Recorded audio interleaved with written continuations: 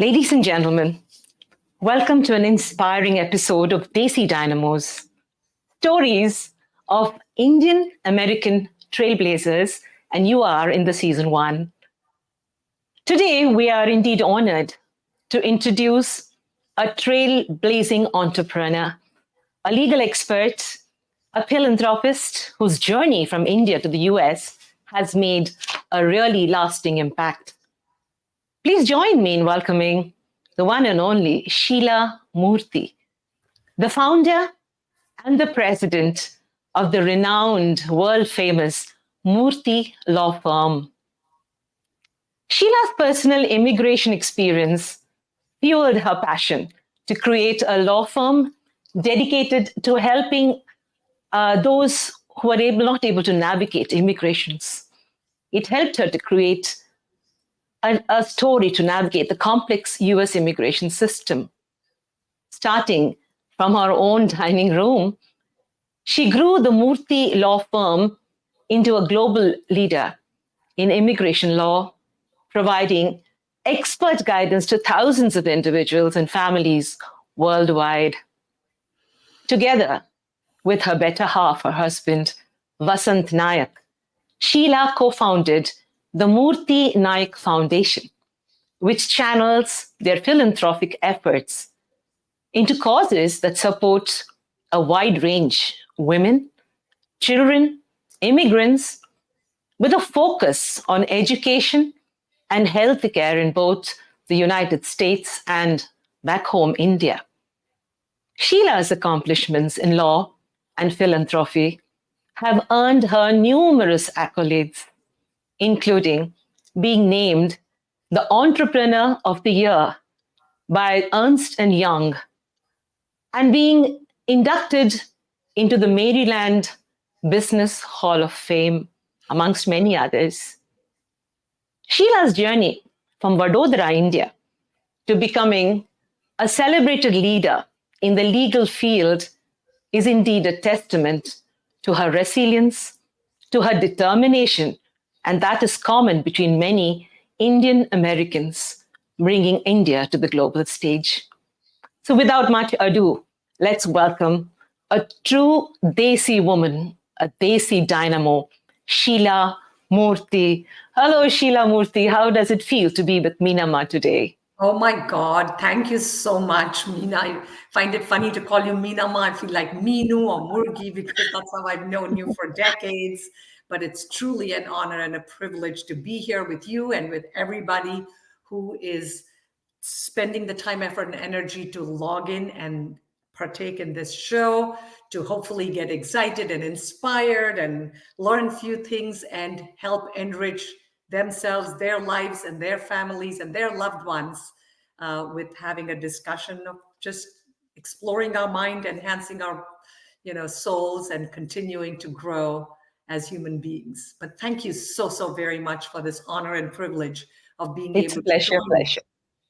Sheila, when I wanted to interview you, I went to Google and just typed your name, and lo and behold, I was amazed. The stuff that you have done in your life, the respect that you command and demand, there is no doubt you're worthy of every bit of it. But, as an Indian girl, I want to take you back to your roots. You come from a military background. I still remember your wonderful father. Tell us all about your childhood. What was it like back home in India before you came here? Oh my God. So it's a long and storied life, very typical of an army child. In fact, just this afternoon, I was speaking with a client who had worked in the Navy and in the Army. So I thought it's interesting. But basically, every 2-3 years, we moved from one city to another city. From the time I was in first grade, there was one school in Allahabad, second standard and third standard in 2 different schools in Delhi, then fourth and fifth in Udhampur, Jammu, Kashmir. So moving around, 2 of my siblings, both brilliant in math. And so they both became doctors. They could have been engineers or doctors. I guess, in India, medicine is a very respected profession for women. And the middle child, so a little bit of the middle child syndrome, wanting your voice to be heard in a sense. and always feeling like the dumb one in the family. And people think I'm being humble, but I'm not being humble. I'm being very honest that in a country like India, where doctors and engineers are very well respected, and I say, oh, I don't like blood and I hate numbers, and they're that can't be. There's a mistake there. You have to be an engineer, a doctor. And when I said I'm going to join law and fight for justice and rights for women, the underprivileged, the downtrodden, they were like, that doesn't make sense. How are you going to feed your family? What's wrong with you? The usual sort of a little bit sort of, you almost feel embarrassed to and disappoint, like you're afraid you're going to disappoint your parents by not doing what they would love for you to do. But I knew that even though I'd love to make my parents very proud, I knew I had to live with myself and make myself proud. And I knew I had to be true to my soul. And if fighting for justice and the rights for the downtrodden and other people meant more to me than just making a living, then so be it. I even remember saying, I don't care if I'm poor, I'm going to be poor and happy doing what I love doing in this life. Was it easy to convince? I think your father was very much against the fact that, all of us come from middle class homes where our parents teach us other things. So how was law taken at the time when, many girls were not lawyers in India? How did you convince your dad, Sheila? I didn't convince him. Honestly, I don't think he just thought it was a waste of time and money, but I was adamant, I was determined, and I didn't try to convince him. It was only when I got admission into Harvard Law School that he almost had this surprised, I remember the expression on his face. I remember him thinking, maybe being befuddled and puzzled that this so-called dumb child of his, the least intelligent of his three daughters, got into the storied and esteemed Harvard Law School. And I was very surprised myself that I got admission into Harvard Law School. And I think at that point, he might have believed less that I was, that maybe I would make something of my life and I won't be poor and hungry. But, right in your college days, we both went to the same college, Stella Maris, Chennai. You were always vociferous. Anti-dowry was the cause that you were screaming from the top of the hills. Do you remember that, Sheila? You always had it in you, Sheila. Remember college days and how you felt? Yeah, well, people say, somebody else I met very recently said, wow, you studied in Stella Maris. Wow, that's one of the best colleges in India. And, salutes, hats off to you. And yes, like I guess both of us won the proficiency prize in the class. And I was the best outgoing student of the college and all of that. But again, you feel like, okay, it's a whatever, an arts science school. It's not medical school. It's not engineering school. So it's kind of a different journey, right? But, winning that Jessup Moot court competition was a significant achievement. How did that success propel your decision? And later you landed up in Harvard, and that's the temple, Most of us Indians look at Stanford and Harvard with so much respect. Tell us about the court competition and how you reached Harvard. Oh, so like you've obviously done your homework and your research, but it was a competition among law colleges across India, and so the winner from each college participates in the Philip Jessup International Law Moot Court competition, organized by the American Society of International Law and the students, the International Law Students Association, ILSA, and American Society, ASIL. And when we went to then back in New York in 1985, so it was a long time ago, almost 40 years ago at this point. I know, I can't believe we've grown old, I guess, all of us together. I ended up getting the third best individual oralist in the international law competition and getting the second best written memorial award, along with my team partner and teammate, K.R. Pradeep, who's in Bangalore and now actually a Supreme Court lawyer.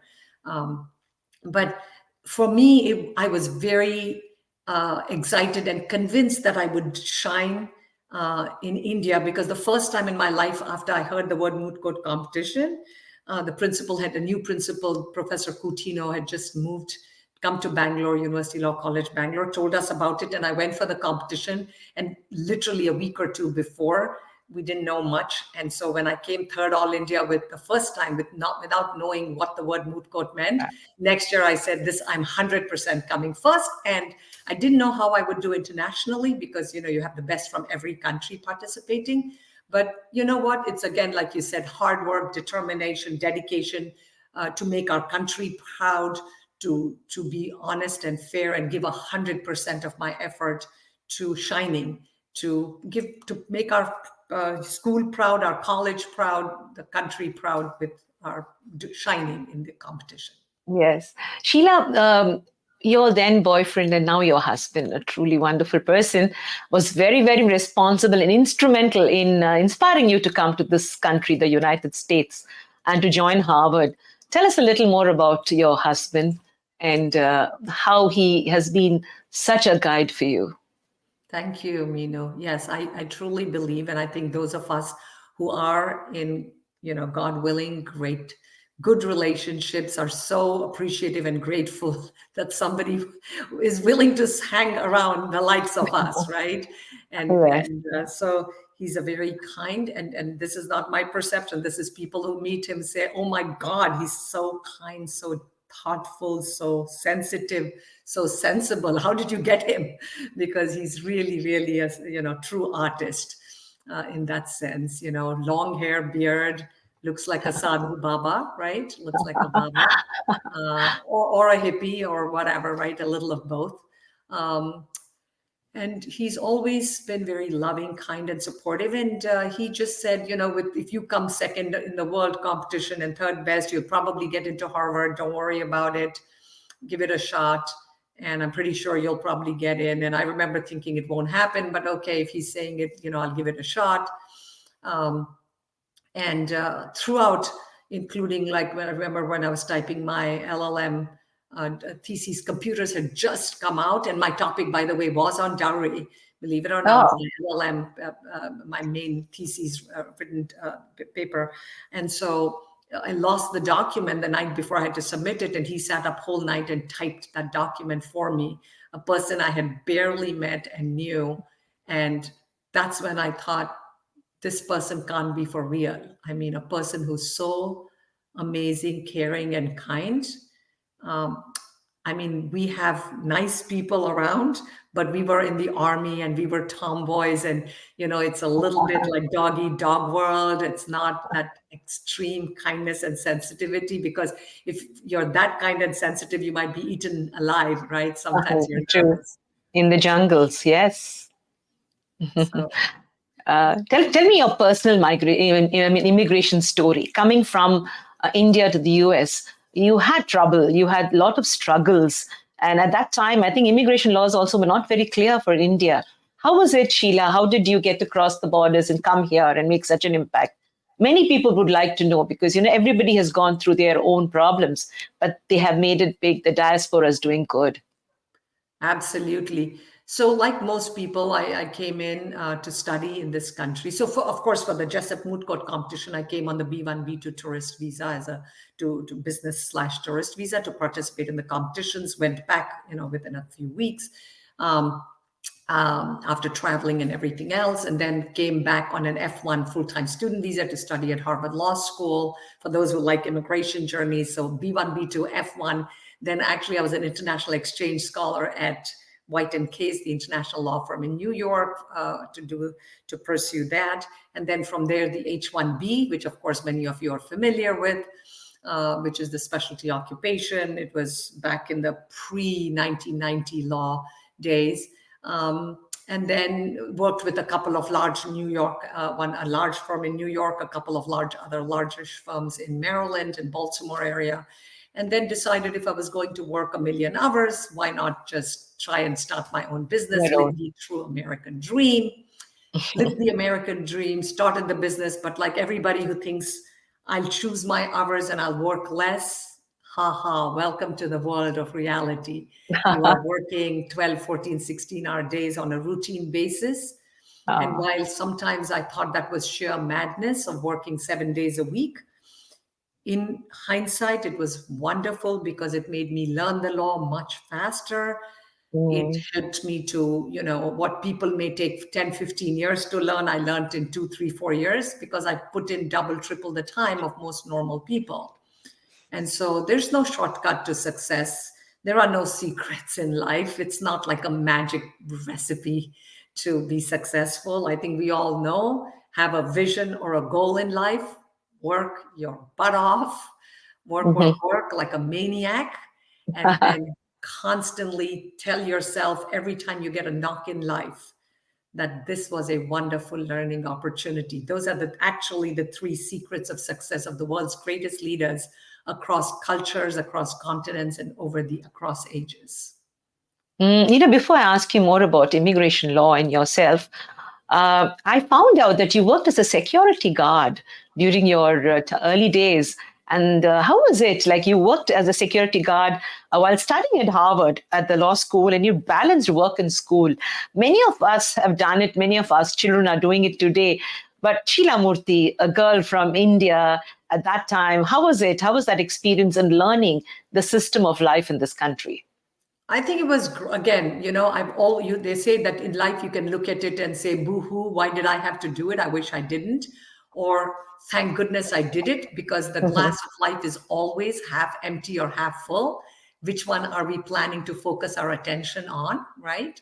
And so I've always said, you know what? I'm so glad I did it, because I used to work about those days 40 hours a week, study 40 hours a week, and try to balance that, my sanity. And I did it for the first 6 months. And then when I got this great job at White & Case in New York, I was like, you know what? So it was only for 6 months. It was for the first semester. And I'm really glad I did it, because it now makes me appreciate every free moment and cherish it and value it and not take time for granted. True. Sheila, after school, your personal immigration story and experience, it goaded you and inspired you to make the system better for other Indians who were coming. It was not about making a career or money. You were there to hold hand. Many people remember you as a guiding light. In fact, you came up with a website that was, even today, a great guiding factor for Indians.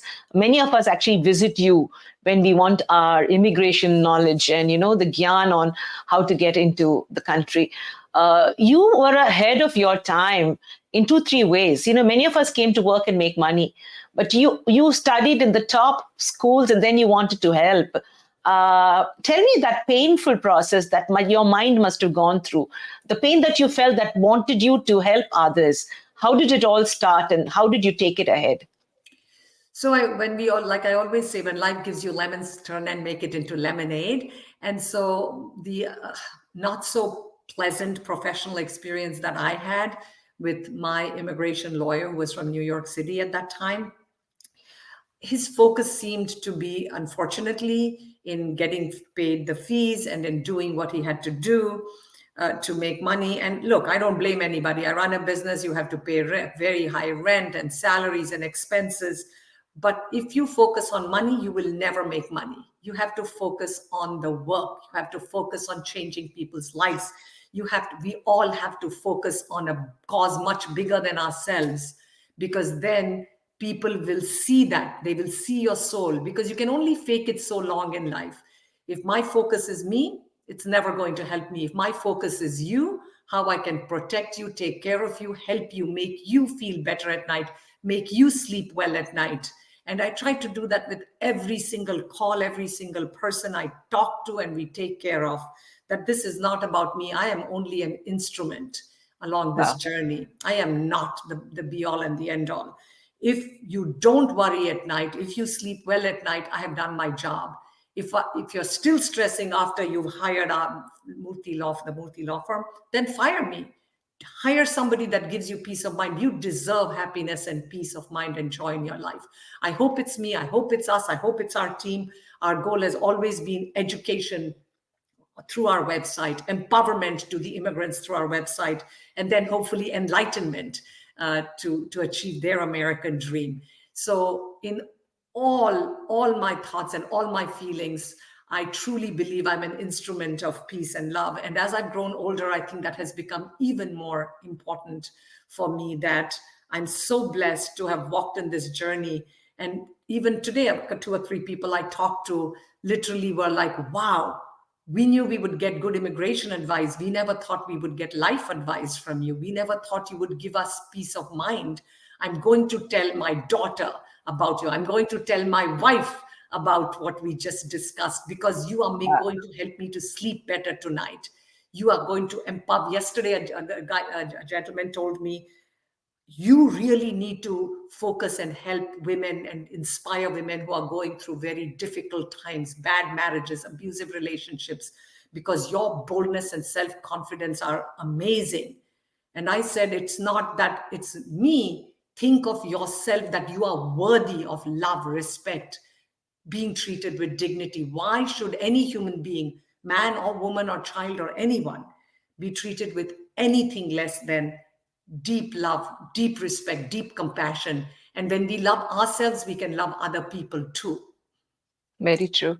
Sheila, both you and me, I think we've never seen the glass ceiling.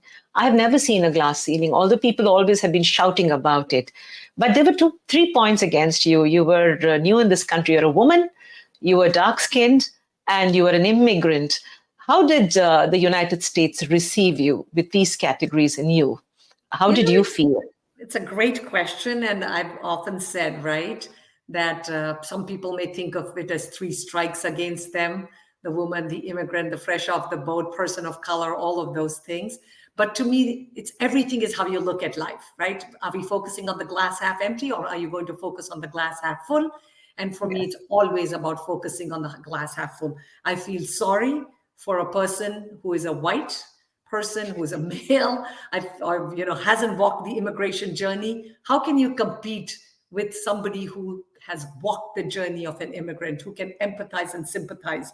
So it's, which one are you focusing on? The fact that I don't have something fantastic to offer, or that I am so beautiful, unique, and with all my imperfections, I am perfectly imperfect, as they say. I'm perfectly imperfect, ready to serve the world, ready to hand out and give a hand out to help other people climb that ladder and join and partake of the American dream to change their lives and the lives of their families.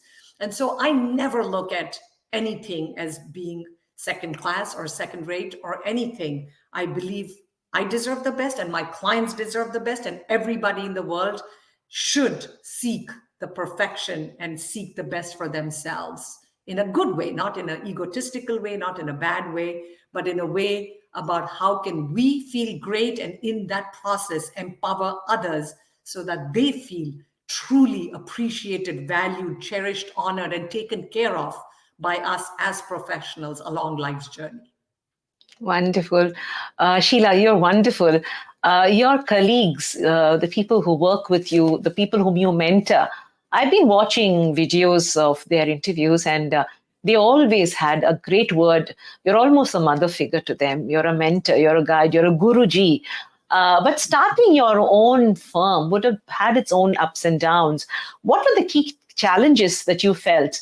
It is easy, when you work for somebody else, but when you start your own journey, and that to a country that is new for you, with so many, do's and don'ts, tell us your key challenges, especially for all the young ones who are listening to you, because someday they will do it too. Absolutely. Hey, like I said, don't think it's a few hours a day. It's almost a 24/7 kind of job. Again, visualize as much as you can. What do they say? What the mind can conceive and believe it will achieve. So visualize success, visualize wonderful things happening. Now, of course, you have to invest time, learn, work hard, learn everything you can about starting the business. So what is the pros and cons, even learning how to set up files, how to set up a system, how to hire employees, how to train, how to mentor, how to create forms, how to create paperwork. Everything I had to learn from scratch, right? But you put in the time, you work hard, you do what needs to be done. And again, as I said, if you visualize success, you hire good people who make you look great. Right now, it's not about me. I'm just one of the many people on my team that is doing this. But I have a fantastic team. I call them, there's a negative connotation, as you know, in the United States of ABCD, right? American Born Confused, they say. I have turned it on its head and call my staff ABCD in a positive way, like focusing on the glass half empty and glass half full. So instead of focusing on the half empty, the negative ABCD, I call them ABCD: amazing, brilliant, caring, and dedicated. Each person is ABCD in a positive way. And together as a team, we can impact one client at a time, one family at a time, one community at a time, one region at a time, one country at a time, and change the world. And not just the clients that we help, but future generations, till eternity, will be changed forever because of what we have done to help them.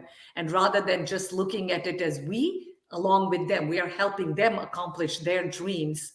It's like you need two hands to clap. We are the other hand. We are here to support, empower, and help them realize their great American dream of living and working in the greatest country on earth.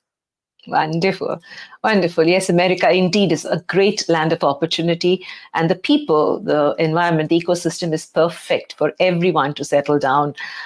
Sheila, you were an early adopter of internet to grow your own firm's outreach. You needed to reach people across many barriers. How critical was that decision to use the internet? And this is way back when the internet was not booming. And what role did your husband, the great Vasant Nayak, whom I have immense respect for, play in shaping the firm's digital strategy? So he really was the digital strategy. I was too poor and too new and just started. I couldn't afford to hire someone, but he's a visionary. He thinks outside the box. Before that, someone said he doesn't even know that there's a box. He looks and thinks outside the box. And I guess creative artists are going to look at the world differently. But he said the internet's going to change the world. And I was contacted by an organization which had at that point in 1994 approximately 10,000 members. It was called Indian News Network. The Indian News Digest, it had 10,000 members. And they said, would you like to be our immigration lawyer? And I thought, immigration lawyer and give away the only thing in this world that I have is my knowledge. And if I give that away for free, how am I going to pay my rent and my expenses? This is going to be tough. And he said, actually, it's okay. The internet's going to change the future. Do it, get involved, do it. So it helped me to learn the law, looking at real cases, studying the law, answering people's questions. And one thing, once I put my mind to it, like all of us, I don't know how to give you only 50% or 80% or 90%. I have to give you 100% of my soul and my being.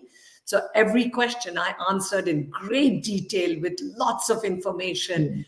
And so the word started to spread like, oh my God, if Sheila Murthy is willing to give so much free information without even hiring her, once you hire her and pay her firm, imagine how much more taken care of and how well you'll be supported. And that is the God honest truth, that our goal always was to educate and to empower our clients so that they did not feel, and they still till today hopefully don't feel alone in this new country, that they know they have the support of the Murthy.com website, the free forum, the free chat, the free articles, the free teleconferences, the free blogs, the free posts, all the free services which cost us thousands and thousands of dollars each week in attorney time, is our investment back to the community. And by the way, of the thousands and thousands and thousands of people that come to our website every year, a small fraction may hire us, right? I remember at one time we used to get 3 million unique visitors back in the 1990s to the Murthy.com website. But that was before the government, the USCIS had their website. In fact, the USCIS used to use Murthy. The webmaster for USCIS would send immigration officers to Murthy.com to understand business immigration issues from the point of employers and employees. And I know that because when our attorneys would attend interviews in other parts of the country, whether it was California or Dallas, Texas, or New York City, the officers would say, oh, Murthy.com, Murthy Law Firm, we were trained to look at your website by USCIS in their training of officers across the country. And to me, that's a testament, because then they know that you stand for ethics, for integrity. that although you will fight like a pit bull to support and fight for justice for your clients, you are not willing to cut corners. You will never do something that is ethically wrong. And our goal always is to follow the law and support the clients, but also to understand that America is a nation of laws. We have a constitution and every law, regulation, and policy that needs to be followed. And if the policy of the government's interpretation is wrong, we absolutely, as lawyers, can challenge it. We can sue the government and win. We win over an overwhelming majority, I think over 99% of the cases when we sue, because in majority of the cases, the government realizes that it's not a good case for them to fight and to hand the victory over. And so clients would be sitting, not getting decisions for months or years in many cases, 3, 4, because Indians, we have a little fear like, oh, will the government do something against me? Will there be Well, no, this is America. They respect you more if you sue them. They think you are no nonsense kind of person that will hire a lawyer to fight back. You're not a doormat. And so they actually trust you and respect you more and will not treat you badly next time, even if you don't have a lawyer supporting your case. And it's the exact opposite in many other countries where I may not recommend that you pursue the path of suing the government. I think that's part of the greatness of America and what attracted me to this country: the freedoms, the choices, the rights for women, and the opportunities that all of us can have if we believe that we can accomplish and achieve anything. Wonderful. The Indian diaspora represents the largest ethnic group of migrants into this country. How does Sheila Murthy maintain her high ethical standards? It's very difficult because you have such a large number of people who actually you can fight for, but you're recognized for your work in immigration. How have you managed to maintain these high standards, Sheila, while growing your firm from zero? Yeah, it is. I mean, obviously, I think they say, right, it comes from the top, the ethics, the values, the principles, the expectations. What do we expect from our team? I don't want to hear an excuse why something didn't work. We have to turn it around. We have to fight. We have to redo it. We have to do whatever we can. Is human error going to occur? Unfortunately, yes. It is going to. I don't care how good you are. I don't care if the world's best doctor, lawyer, engineer, teacher, any profession, some human error is possible, is likely, but it's not the mistakes you make that determine who we are, but it's how you respond to those mistakes, how you take responsibility, how you make right the wrong. Like, I think you've heard the saying, you either make the right decision or you make the decision right. Yes, true. I come to a large and very important part of my discussion with you. Yes, you came here. You were an adventurous, free-spirited girl who had the intelligence to come and settle down and make this country your own nest. But the way you're giving back to society, Murthy, I'm so proud of you. The MurthyNayak Foundation, a happy marriage between two brands, Murthy and Nayak, focuses on supporting women, children, immigrants. What inspired both of you to focus on these causes? And tell us more about your foundation. Sure. So since I worked in Manhattan in New York City and September 11th happened, and I remember being really, like most of America, devastated, heartbroken, shaken up for months, went through depression. It was a really, I think people who didn't live in America could almost not fathom the kind of shock, the pain, the sadness. And those of us who unfortunately or fortunately were brown-skinned, people didn't know if we were part of that culture or those people that believed in destroying America and everything America stood for. And so you didn't know you were going through the same trauma, sadness, shock, fear, and yet you were not sure if people looked at you as the good person or the bad person. And I thought, but for the grace of God, I could have been in New York working at the World Trade Center. And that could have been my last day, September 11, 2001, on this earth. And I thought there was a reason I lived. There was a reason we moved out of New York. And this should be a changing moment for us. So the same year, we set up and incorporated the Murthy Nayak. It was only called the Murthy Foundation initially. We changed the name to Murthy Nayak later because my husband actually, even though he believed in it and supported me and wanted it, he wasn't as convinced initially of the traumatic changes and the impact we could have globally through the work that we did. And in due course, once he began to appreciate and see how fantastic and life-altering it could be for people, and the impact he could have on the arts, especially in a country like India, which doesn't have a lot of people supporting photography and poor people and artists.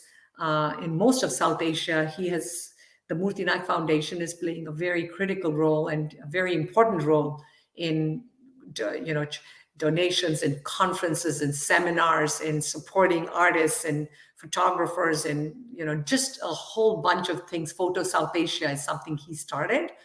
And mine has sort of been more like being actively engaged on various boards. I've been the chair of the board of the Girl Scouts in Maryland, chair of the board of the Indus Entrepreneurs, Washington, D.C., Maryland, and Virginia, president and chair of the board of the Maryland Chamber of Commerce, United Way of Central Maryland board, just multiple boards, like you said, a judge of the Ernst & Young Entrepreneur Competition, besides being a winner.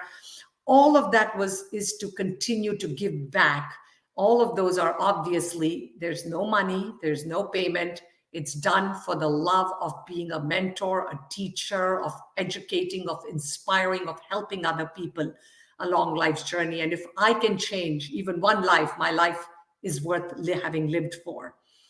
And if in fact we can change a lot of lives because of the ripple effect of one life changing another life of another life, and family upon family, like wildfire it catches, then I have done more than what I wanted and expected to do for this dumb little girl born in a middle-class family, for a father who described himself as the son of a poor school teacher, having the opportunities that we've had in our life to truly help others. That to me is a blessing, and I don't take that lightly. You bring a tear to my eye, Murthy, and it's time for us to remove the dumbness, because in India, the Guru-Sishya Parampara, the teacher and student relationship, is the most precious and prized one. Today, in your seat as mentor, how do you select your projects? Who deserves your attention? How do you select? There are many people who want you to hold their hand, especially, I'm sure, lawyers from India who are looking at you right now. How do you select whom you're going to help, and what are the projects the NGO is going to enhance and, attribute it to? Oh, it's actually, like you said, it's not an easy way to select. You have to do some research on each of the agencies. A lot of times it's the relationships. If you trust the person running an organization, you meet them, you see their passion, you realize this person, it's all about taking care of something and changing lives, right? And if that's what it is, then that's what you're going to support, an organization whose focus and goal is how can I truly make a difference in this world. Sheila, you received many awards, many accolades, including being inducted into the Maryland Business Hall of Fame. Apart from that, TEDx, we've seen you on different platforms talking, the vociferous woman's voice.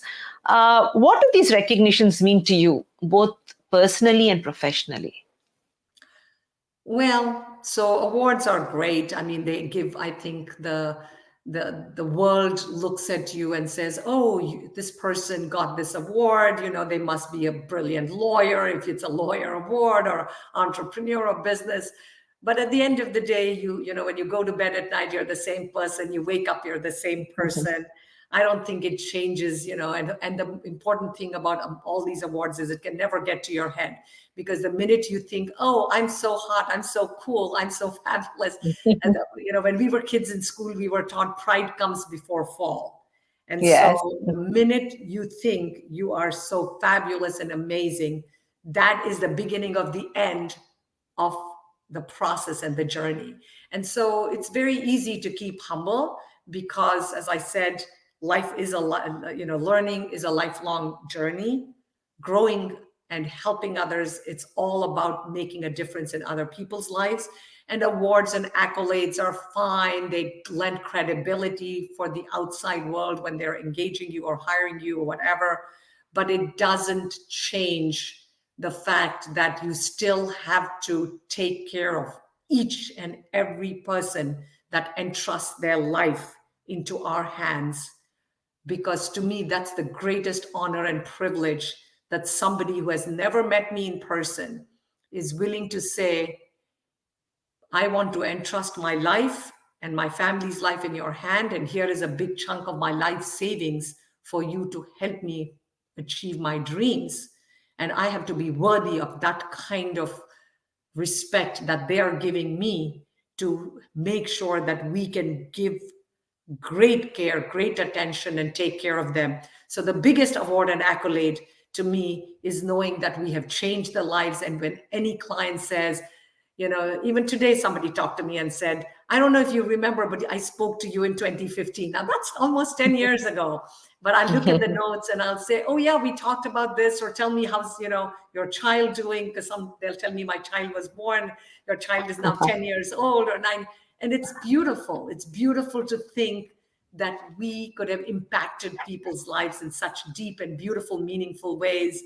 And, people say, oh, I'll give you anything. I'll, do this for you. I'm like, you don't need to do anything for me. Your success is my reward.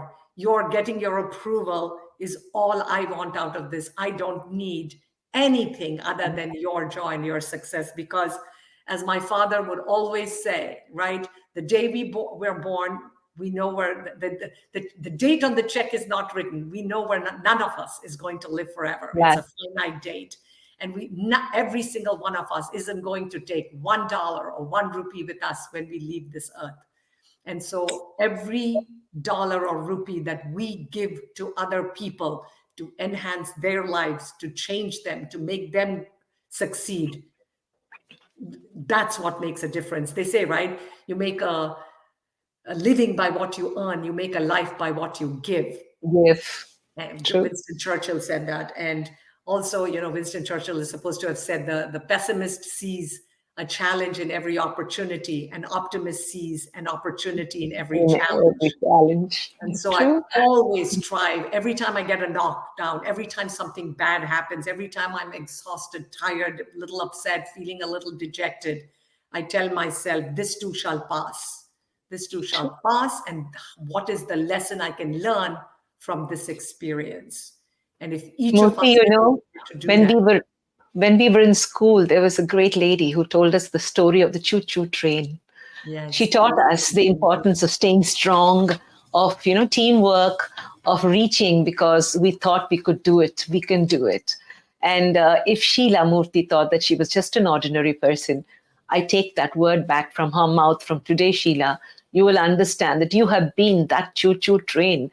And your principal, Mr. Jairaj Rao, will be really proud to see what you have done with your life, and how you have pushed all your, your people who gave up on you and made it to the pinnacle of success as an immigration lawyer in this powerful, beautiful, and indeed one of the greatest countries, the United States of America. It was a pleasure talking to you. But before I came in, I just asked people at random, and I told them I was talking to you. And there were so many people excited. They wanted to ask you questions. So I requested my team to pick up 4 of the 20, 25 questions that came for you. And I would request Ujjwal to kindly come in and read out 4 of the selected questions, because I'm sure these are very valuable answers that those 4 people are going to get.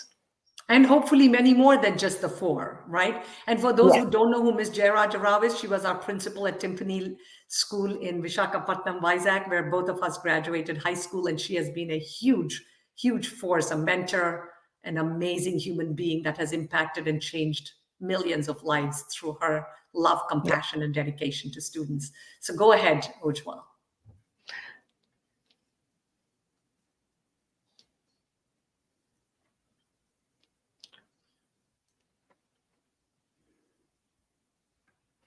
The blue tick, you would have to unmute yourself and ask the questions. And for all those from Timpani School who are watching, you guys are special. Hi. Um, Thank you very much. I have been in the backseat and listening to you, your wonderful words of wisdom and your inspiring story. And it was great to hear you. We have few questions from our community of Meenamma, and where we got few questions for you. The first is from a law student from India. He's from Barodra. His name is Aditya. He's saying, what qualities do you believe are the most essential for young lawyers who want to make a difference in the social justice or immigration law? And how can they develop those skills during the law school? So, what are the great qualities for every person, any lawyer, any law student? Of course, as I said, the desire to help people to make a difference. Um, Law could be the vehicle. I mean, as lawyers, that is our vehicle of choice, that we choose to use law as the instrument for bringing justice, for bringing changing lives. The desire, and what are the qualities? Of course, like I said, hard work. There's no shortcut to hard work. The determination that there will be a solution, even the most complicated cases that look impossible. There are times people have said to me, there is no solution for this case, or I spoke to 6 lawyers. Nobody told me what you just told me, Miss Murthy. And it's not that I'm a genius or I know more law than anybody else. It's the same law. Is the law is the law, but it's the willingness to focus on the glass half full instead of the glass half empty, and each time say, if this was my child, my family member, I'm not going to tolerate, there is no solution for this problem. Every case has a solution. And they may be not the best solution. It may feel like, I wish there was something better, but under the circumstances, you can always find a solution. So the ability to turn the negative into the positive and fight like a pit bull. Don't give up. Don't just say, oh, there's no case here. Oh, it's a tough case. I'm not going to bother. Then you're like any ordinary person. What sets us apart as professionals has to be, don't take no for an answer. No means there is a yes, but it is a more complicated way to get to the yes. And I will always fight for my clients. I don't care how tired I am, how sleepy I am, how exhausted I am, how I can't find this, but you will find the solution for the client. Wow. Thank you. Thank you so much. The second question is from Raghavendra from Bangalore. And he's saying the US immigration process seem to be very daunting and overwhelming. What advice would you give to someone who is starting their immigration journey today, and how can they avoid some of the common pitfalls? So the main thing, I think, especially for people born in India, it's going to be a very long and slow process, because America has a policy of per country quota limits on immigrants. And because of that, the waiting time for Indians is ages, like literally you're talking 5, 10, 15, 20 years or longer to get the green card in many cases. And so people who get depressed, get dejected, feel like, oh God, it's such a long time. My children may not, be able to get the green card with me. So how do you deal with, the slowness, the bureaucracy? I tell people who are missing bureaucracy in their home countries, if you deal with the US CIS, you can feel very at home with bureaucracy in your home country. But how do you deal with it? You, like everything in life, you try to have an attitude like it's a long process, but you know what? 10 years is better than 50 years.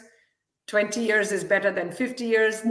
Whatever it is, a slow green card is better than no green card. And so try to look at it as a positive. Try to look at it as, okay, there is light at the end of this long, dark tunnel. And there will be challenges. You may get a delay. You may get a request for evidence, a notice of intention to deny different things, especially we've seen in a Trump administration last time. It was a number of requests for evidence and denials and notice of intentions to deny were overwhelming 5, 6, 7, 8 years ago. But how do you deal with it? Like every time you and I get a knock in life, how do you deal with it?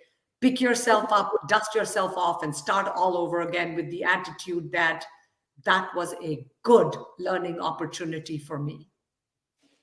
And it may sound silly and simple, but everything in life is like magic. What your mind can conceive and believe, it will achieve. Think that this was an experience that you had to go through, this difficult experience, because something beautiful and wonderful was going to come out of it. Great, awesome. Next question is about your the story of immigration. So you have helped thousands of people achieving their dreams of moving to the United States. Can you share some success stories that personally touched you or shaped your perspective on immigration? That's interesting. Whenever people ask me, what is your favorite story? Tell me a specific one. I always tell people, it sounds really corny, but almost every single case to that person is their life and death, is everything. And so to me, more than the story of the immigrant or the particular case, yes, there have been intellectually some very complex cases. Even when I started creating our litigation team to sue the government, I remember, like most Indians, hesitating. But at the end, I saw very small, unknown lawyers trying to sue the government. And I thought, if they can sue, why am I hesitating? What is wrong with me? I'm a household name. And so we started suing the government, winning the suits, because our litigation department doesn't make money for the firm, right? It is there to do justice and to serve a cause, that we will not take unacceptably long delays. We will not take injustice, because our goal is to fight for justice and fight for our clients and fight for them. So whether a particular case changed my life, it wouldn't necessarily be true. Intellectually, some cases have given us great intellectual delight and intellectually very complex, and we've come up with very clever, creative, crafty ideas within the scope of the law to find solutions for clients. But what truly, to me, changes me every day is my clients sharing their life story with me, trusting their lives, me being worthy of it, me and every one member of my team being worthy of it. And the fact that they are willing to share their lives with us and to allow us to change their lives and give them the opportunity to succeed, to me, that makes me humble. That them sharing their story and their journey and their families and their pains and their, my child is suffering this, my spouse is suffering this, I'm going through this, not, really hell in my life. I've come dependent on my spouse, and my spouse is now, has abandoned me for somebody else.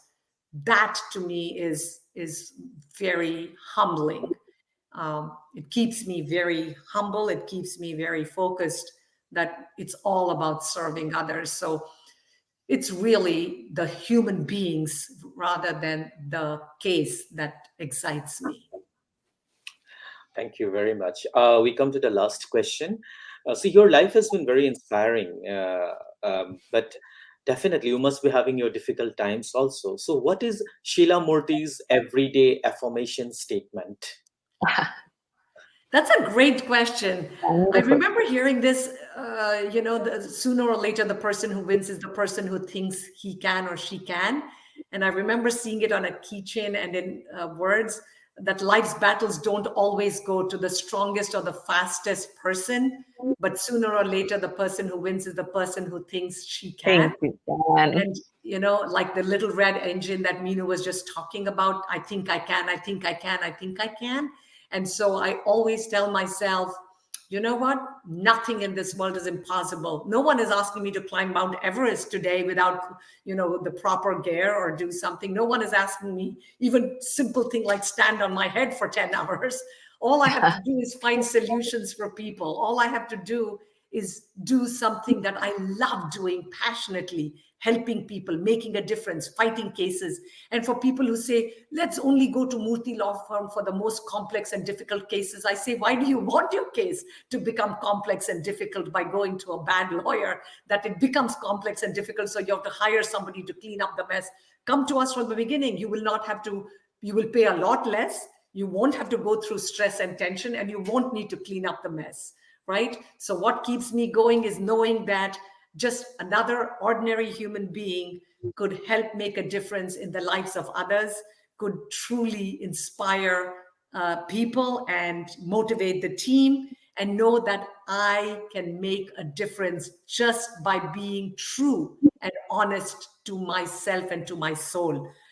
Nothing else. No award, no reward is required. The reward and award is the success of the client and the joy it brings, knowing the families and the lives we have changed forever. It's truly inspiring. Thank you so much for answering the questions from the members of our community. And we wish you all the best. Thank you very much. Thank you as well. Thank you, so Blue much. Murthy, I wish this didn't have to end because you've always been a dear friend. And it's with great pride that I watched you stride. And today, in parting today, I know that my heart fills up with a certain love that only an Indian child or an Indian sister can feel for another child and another sister. We are proud of our Desis, of all those brothers and sisters who went out of our nest, but then put the flag of India strongly and surely on another land. They've lived ethically, great lives. They have had their own stories of success. And whenever the diaspora is discussed, especially in the United States, we stand up and still say, Jai Hind, Vande Mataram. Thank you so much, Sheela Murthy, for being with us. God bless you. Jai Hind, Vande Mataram. Thank you.